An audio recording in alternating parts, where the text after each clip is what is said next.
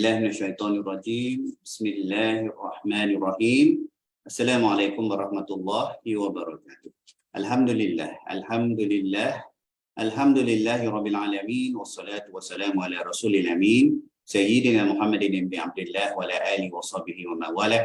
Allahumma shalli ala Muhammad wa ala ali Muhammad kama shallaita ala Ibrahim wa ala ali Ibrahim wa barik ala Muhammad wa ala ali Muhammad kama barakta ala Ibrahim wa ala ali Ibrahim fil alamin innaka Hamidul Majid. Allahumma inna nas'aluka 'ilman nafi'a wa rizqan thayyiban wa 'amalan mutaqabbala wa dinan qayyima wa yaqinan shadiqa wa imanan kamila. Amin amin amin ya rabbal alamin. Amma ba'd. Baik, alhamdulillah thumma alhamdulillah. Diberikan kita masih lagi direzekikan dengan nyawa. Direzekikan nyawa dengan masa dan kesihatan. Adanya kita pagi ni untuk menyambung balik kita punya bacaan bersama tadabbur ringkas. Tadabbur secara ringkas saja surah Al-Anbiya. Alhamdulillah. Ya, pelan-pelan kayu slow dah maksud 322. Gitulah adanya. Ialah kita sedikit tapi istiqamah. Kualitinya pada istiqamah tu ya. Kualitinya pada istiqamah dalam kita melazimi ayat-ayat Al-Quran ini, insya-Allah. Hari ini masuk surah ke berapa? 21. Juzuk 17. Surah Makiyah lagi kita ni, surah Makiyah ayat 112 ayat. Kalau tengok daripada kata-kata Ibnu Mas'ud, Abdullah bin Mas'ud, surah Al-Anbiya ni antara surah-surah awal Ibnu Mas'ud kata diturunkan. Ialah surah Makiyah, surah-surah awal lah. Ini adalah surah-surah yang antara awal aku hafal, dia kata. Tu sahabat-sahabat Ibnu Mas'ud. Bila Makiyah ni masih merujuk kuat kepada bab akidah tu ya, bab akidah. Ini surah istimewa sebab dalam Al-Quran ni surah kedua paling banyak disebutkan nama-nama para nabi. Surah yang kedua, 16 para nabi yang kita akan bacakan dalam surah ni. Bermula daripada ayat 40 lebih, 44, 48 sampai 90 lebih. Itu berjujuk-jujuk lah cerita nabi, macam-macam nabi, ada 16. Kejap lagi saya bacakan siapa nabi-nabi tu. Surah yang paling banyak dalam Al-Quran adalah 18, surah Al-An'am. Kita dah lalu dah. Al-An'am tu panjang, dalam Al-An'am tu ada 18 orang nabi disebut dalam surah tu.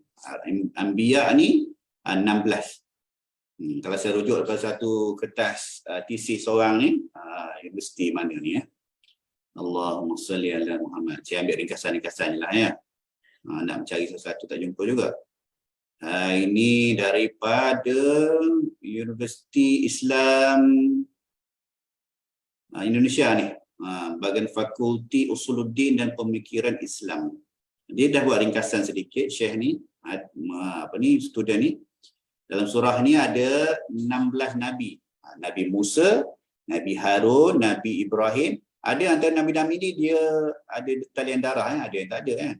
Nabi Musa dan Nabi Harun. Itu. Nabi Ibrahim dan Ishak ada.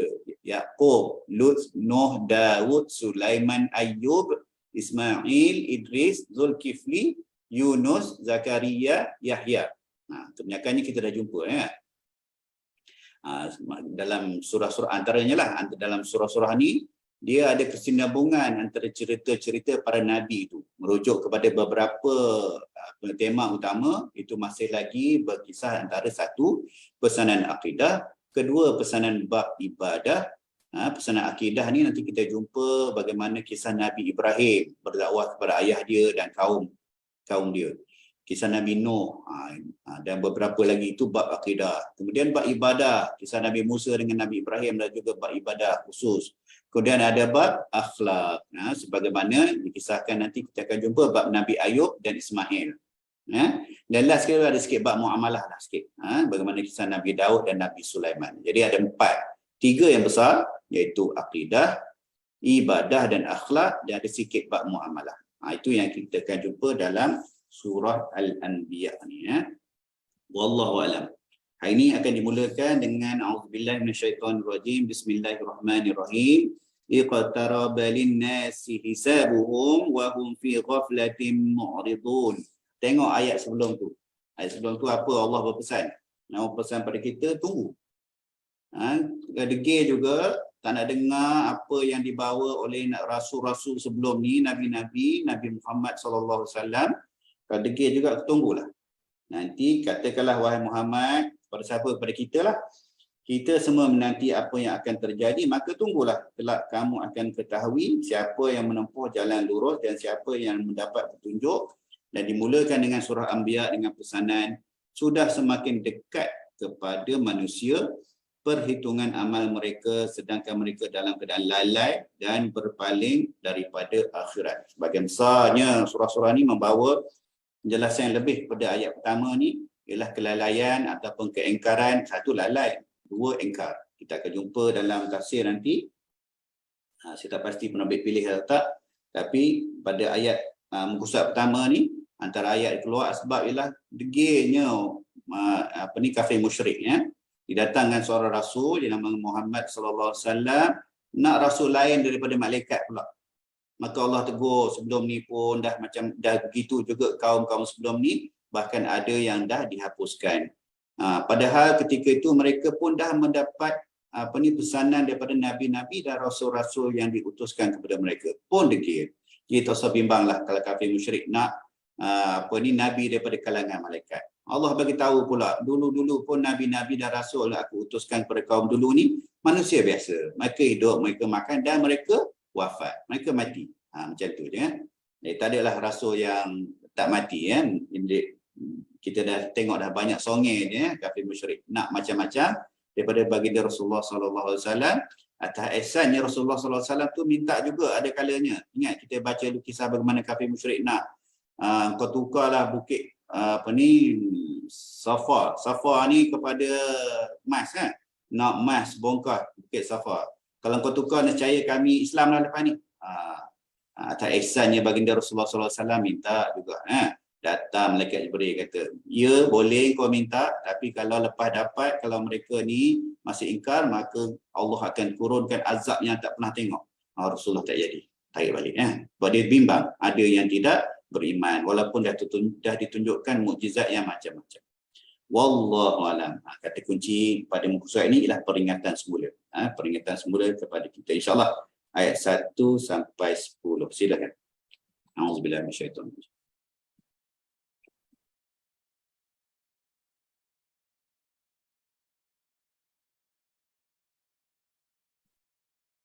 أعوذ بالله من الشيطان الرجيم بسم الله الرحمن الرحيم اقترب للناس حسابهم وهم في غفلة معرضون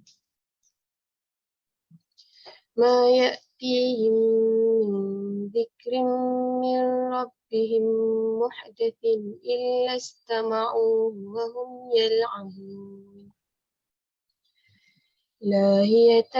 لاهية قلوبهم وأسروا النجوى الذين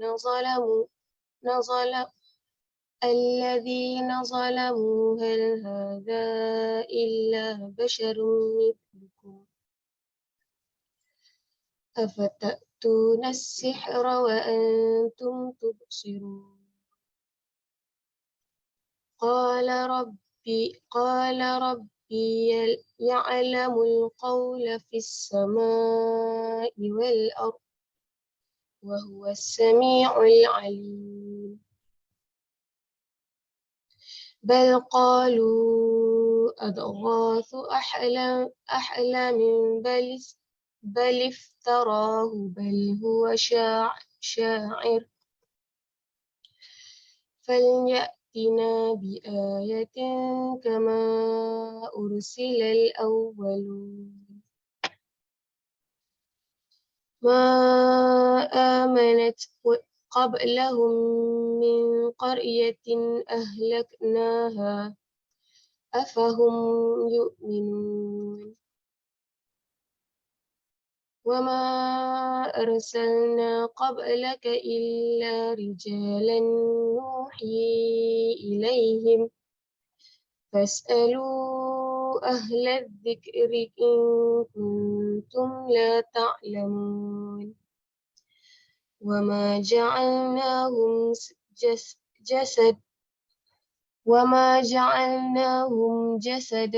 جسدا لا يأكلون الطعام وما كانوا خالدين ثم صدقناهم الوعد فأنجيناهم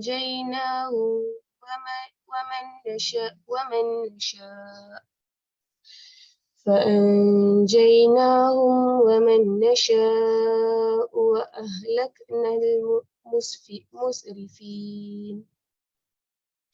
لقد أنزلنا إليكم كتابا فيه ذكركم أفلا تعقلون. Terjemahan. Dengan nama Allah yang Maha Pemurah, Maha Penyayang. Sudah semakin dekat kepada manusia perhitungan amal mereka, sedangkan mereka dalam keadaan lalai dan berpaling daripada akhirat. Setiap kali diturunkan kepada mereka ayat-ayat yang baru dari Tuhan, mereka mendengarnya sambil bermain-main. Hati mereka dalam keadaan lalai dan orang-orang yang zalim itu merahsiakan perbualan mereka. Orang ini, yakni Muhammad, tidak lain hanyalah seorang manusia sama seperti kamu. Adakah kamu menerima sihir itu padahal kamu menyaksikannya? Nota 529, maksud sihir di sini ialah ayat-ayat Quran. Dia, yakni Muhammad, berkata, Tuhanku mengetahui semua perkataan di langit dan di bumi dan dia Maha mendengar lagi Maha mengetahui. Bahkan mereka mengatakan Al-Quran itu adalah sihir, mimpi-mimpi belaka, bahkan dia sendiri seorang penyair. Cubalah dia datangkan kepada kita suatu tanda bukti seperti mukjizat rasul-rasul yang diutus terdahulu. Penduduk suatu negeri sebelum mereka yang telah kami binasakan, mereka itu tidak beriman padahal telah kami kirimkan bukti. Adakah mereka akan beriman? Dan kami tidak mengutus rasul-rasul sebelum engkau, yakni Muhammad, melainkan beberapa orang lelaki yang kami beri wahyu kepada mereka. Maka tanyakanlah kepada orang yang berilmu jika kamu tidak mengetahui. Dan kami tidak menjadikan mereka rasul-rasul suatu tubuh yang tidak memakan makanan dan mereka tidak hidup kekal. Kemudian kami tepati janji yang telah kami janjikan kepada mereka. Maka kami selamatkan mereka dan orang-orang yang kami kehendaki dan kami binasakan orang-orang yang melampaui batas. Sesungguhnya telah kami turunkan kepadamu sebuah kitab Al-Quran yang di dalamnya terdapat peringatan bagimu. Maka adakah kamu tidak mengerti? Tafsir Jalalain. Summa sadaqnahumul wa'da. Kemudian kami tepati janji untuk menyelamatkan mereka. Fa'anjaynahum wa man nasha'u. Maka kami selamatkan orang-orang yang beriman dan para rasul. Wa ahlaknal musrifina, dan kami binasakan orang-orang yang mendustakan para rasul. Laqad anzalna ilaikum, hai orang-orang Quraisy, sesungguhnya telah kami turunkan kepadamu kitaban fihi zikrukum, sebuah kitab yang di dalamnya disebutkan dirimu kerana memakai bahasa kamu sendiri. Afala ta'qilun, maka apakah kamu tidak memahaminya lalu beriman kepadanya? Tafsir At-Tabari. Kami membenarkan rasul-rasul kami yang telah didustakan oleh umat-umat mereka.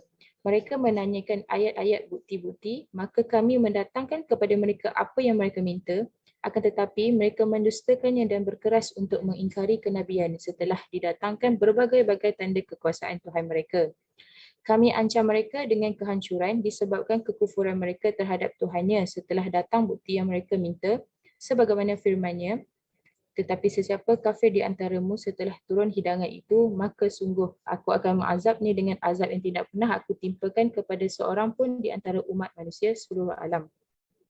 Surah Al-Ma'idah ayat 115. Dan firman-Nya yang lain, dan janganlah kamu mengganggunya dengan gangguan apapun yang akan menyebabkan kamu segera ditimpa azab. Surah Hud ayat 64. Dan ayat-ayat serupa yang menerangkan ancaman-ancaman Allah setelah datangnya bukti kenabian. Firman-Nya, maka kami selamatkan mereka. Maka kami selamatkan para rasul ketika umat-umat mereka kukuh untuk mendustakannya setelah terdapat bukti-bukti. Dan orang-orang yang kami kehendaki, mereka adalah para pengikut rasul-rasul, iaitu orang-orang yang telah membenarkan dan beriman kepadanya. Dan kami binasakan orang-orang yang melampaui batas. Kami telah membinasakan orang-orang yang telah melampaui batas ke atas diri mereka sendiri kerana kekufuran mereka terhadap Tuhan. Qatadah berkata mengenai firman-Nya, Kami binasakan orang-orang yang melampaui batas. Al-musrifun, yang melampaui batas adalah al-musyrikun, orang-orang musyrik. Riyadus Salihin, daripada Ibnu Abbas radhiyallahu anhu, dia berkata, pada suatu hari aku pernah berada di belakang Rasulullah SAW. Baginda bersabda, hai anak muda, sesungguhnya aku akan mengajarimu beberapa kalimat. Jagalah Allah, nescaya Dia menjagamu. Jagalah Allah, nescaya kau menemukannya di hadapanmu. Bila kau meminta, mintalah pada Allah, dan bila kau meminta pertolongan, mintalah kepada Allah. Ketahuilah, seandainya umat bersatu untuk memberi manfaat, mereka tidak akan memberi apa-apa manfaat selain daripada yang telah ditakdirkan Allah untukmu. Dan seandainya mereka bersatu untuk membahayakanmu, mereka tidak akan membahayakanmu sama sekali kecuali yang telah ditakdirkan Allah padamu. Pena-pena telah diangkat dan lembaran-lembaran telah kering. Maksudnya tadi telah dicatat. Hadis riwayat Tirmizi. Hadis di atas memberikan pelajaran agar sentiasa merasa diawasi oleh Allah, memelihara hak-haknya, pasrah kepadanya, tawakal persaksiannya dengan ilmu dan hati akan keesaannya, dan semua makhluk di hadapannya adalah lemah lagi fakir. Hadis Nabawi. Daripada Amr bin Shu'aib, daripada bapanya, daripada datuknya, dia berkata, Rasulullah SAW bersabda, makanlah, minumlah, bersedekahlah dan berpakaianlah dengan tidak merasa bangga dan sombong serta berlebih-lebihan. Hadis riwayat Ahmad Musnad Imam Ahmad. Hadis Qudsi. Daripada Anas radhiyallahu anhu, dia memarfu'kannya, Nabi SAW bersabda, sesungguhnya Allah berfirman kepada seorang penduduk neraka yang paling ringan sisaannya, seandainya kamu memiliki sesuatu daripada kekayaan bumi, apakah kamu akan menggunakannya untuk menebus dirimu? Orang itu menjawab, ya. Lalu Allah berfirman, sungguh aku dahulu meminta daripadamu sesuatu yang lebih ringan daripada itu. Tepatnya saat kamu berada di dalam perut ibumu, iaitu agar kamu tidak mempersekutukanku, namun kamu enggan dan tetap berbuat syirik. Hadis riwayat Abu Bukhari dan Muslim. Wallahu a'lam.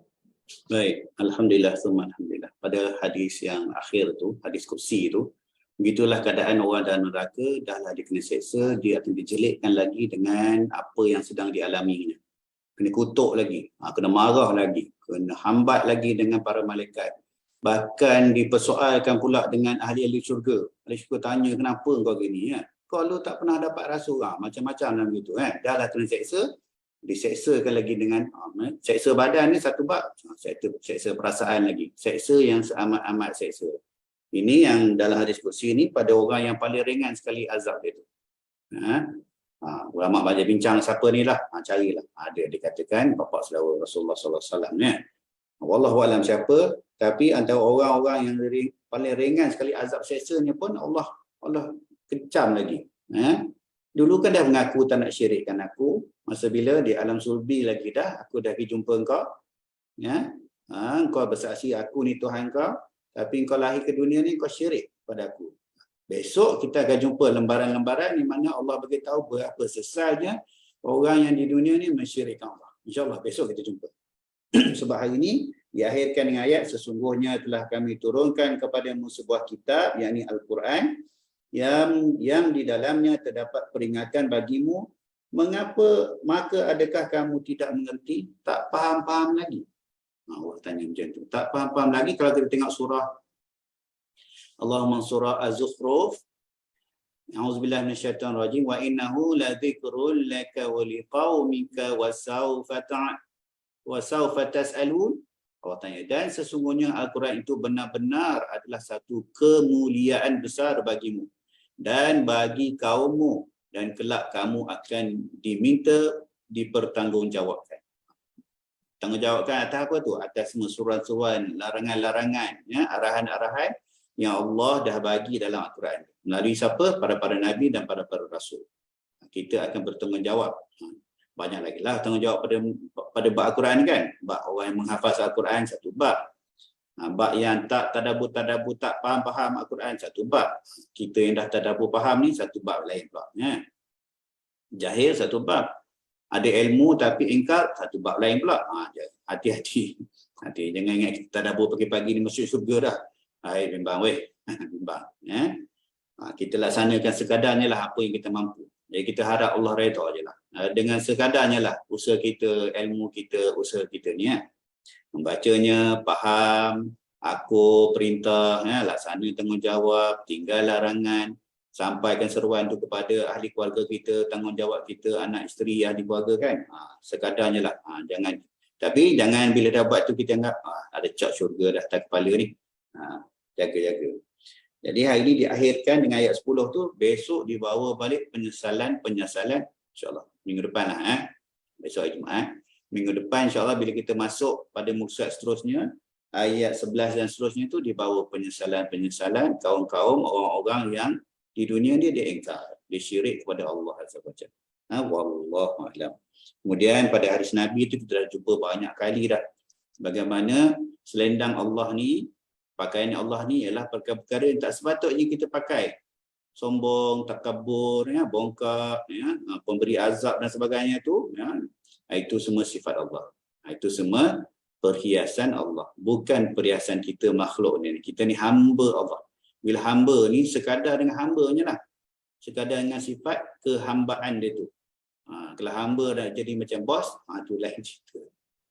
Itu terbalik dah. Ya. Itu selayaknya, itulah pakaian Allah, iaitu bangga, sombong serta bangga dan sombong tu, itu takabur tu sifat Allah. Ya. Dalam hadis tu ada bab jangan berlebih-lebihan. Perkara yang harus pun boleh jadi makruh, boleh jadi haram. Walaupun perkara yang harus. Makan harus dia makan. Tapi pakaian berpakaian. Hiasan boleh dia, harus dia berhias. Ya. Nikmat harus dia nikmat. Tapi jangan berlebih-lebihan. Kalau berlebih-lebihan yang menyebabkan lara, boleh jadi makruh, boleh jadi haram dah. Kalau lara sikit-sikit, tak sampai buat dosa, tu dah jadi satu bab dah. Kalau sampai meninggalkan hak, meninggalkan kefarduan dengan kita berlebih-lebihan pada perkara yang harus, itu dah haram, berdosa dah. Contoh makan, contoh berhias, contoh berbelanja lah, berbelanja. Itu semua yang nyata. Jangan berlebih-lebihan. Wallahu alam, insya-Allah besok ayat 11 sampai Isnin. Panjang umur kita Isnin ke minggu depan lah, 11 sampai 24. Pada perkara peraturan alam dan bukti keesaan Tuhan. Belum lagi masuk cerita-cerita Nabi ni. Ingat dah, dan Nabi ada ayat 40 lebih. Tolong cari. Saya lupa dah ayat 40 berapa. 44 ke 48 gitu lah, sampai 90. Tolong cari. Ada berapa Nabi dan Rasul ni? Dalam surah ni? Anfal 18. Surah ni ada berapa saya cakap tadi? 16. Berapa belas? 16. Betul, 16. Ada yang mengatakan 16 Nabi dan Rasul dan seorang wali. Tapi wali tu saya tak jumpa. Kisah wali tu saya tak jumpa. Mungkin boleh ceritalah. Minggu depan bila sambung, kita cerita siapa wali tu. Kalau jumpa, siapa boleh baca in advance, jumpa kisah wali tu, boleh cerita. 16 Nabi dan Rasul tu dah jumpa. Wali juga jumpa lagi. Wallahu a'lam. InsyaAllah. A'udzubillahi minasyaitonirrajim. Bismillahirrahmanirrahim. Allahumma faqihna fid din. Allahumma faqihna fid din. Allahumma faqihna fid din. Wa 'allimna ta'wil. Wa ihdina siratal mustaqim. Siratal ladzina an'amta 'alaihim minan nabiyyin was-siddiqin wasyuhada'i was-shalihin. Wa hasuna ulaika rafiqa ya arhamar rahimin. Allahumma inna nas'aluka al-huda wat-tuqa wal-'afafa wal-ghina. Allahumma astur auratina indaka bisitrikal jamil. Allahumma astur auratina indaka bisitrikal jamil. Allahumma astur auratina indaka bisitrikal jamil. Wa sallallahu ala sayyidina Muhammad wa ala alihi wa sahbihi wa barik wa sallim. Alhamdulillahi rabbil alamin. Subhanakallahumma wa bihamdika asyhadu an la ilaha illa anta astaghfiruka wa atubu ilaik. Wabillahi taufiq wal hidayah. Assalamualaikum warahmatullahi wabarakatuh.